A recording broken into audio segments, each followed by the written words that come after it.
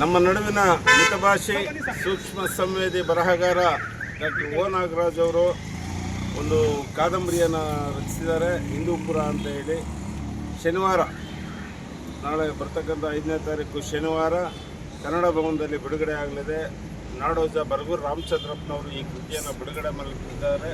ದಯಮಾಡಿ ನಮ್ಮ ಕುಟುಂಬದ ಎಲ್ಲ ಸದಸ್ಯರು ಕೂಡ ಈ ಕಾರ್ಯಕ್ರಮಕ್ಕೆ ಕಡ್ಡಾಯವಾಗಿ ಹಾಜರಾಗಬೇಕು ಅಂತ ಪ್ರೀತಿಯಿಂದ ವಿನಂತಿಸ್ಕೊಳ್ತಿದ್ದೀನಿ.